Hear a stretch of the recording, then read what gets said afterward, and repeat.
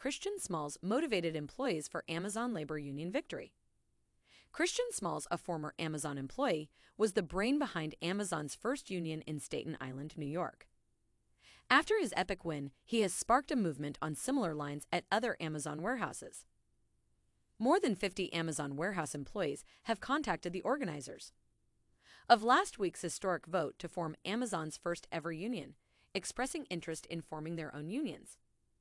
Smalls and his co-organizer Derek Palmer succeeded where many others had failed, winning a staff-wide vote to establish the union by 2,654 to 2,131, surprising labor activists and spectators.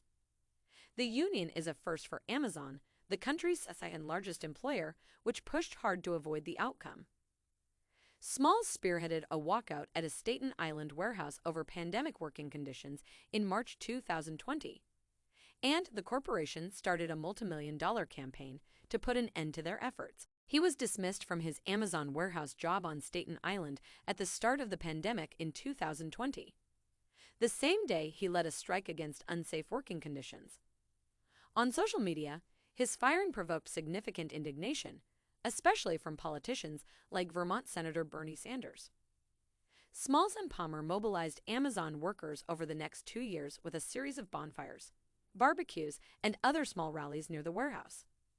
The campaign was mostly funded by GoFundMe donations. Smalls went on to form the Amazon Labor Union, a collection of current and former Amazon workers who wanted to join a union. Smalls and Palmer will work together to lead a union that represents 8,300 workers at the same warehouse. In an interaction with NPR on Twitter Spaces, Palmer and Smalls spoke about their underdog journey and the response from workers all over the country. Reading some of the emails he had received, Smalls expressed that about 50 buildings had approached him, not only from the U.S., but also from other parts of the globe. One lady said, "You guys lit a fire under me," and expressed her wish to unionize her building. A worker termed the union's victory as a watershed moment. Several others, who have been similarly motivated, asked for advice on starting a union. Smalls also said that the world was noticing them and workers were now paying attention.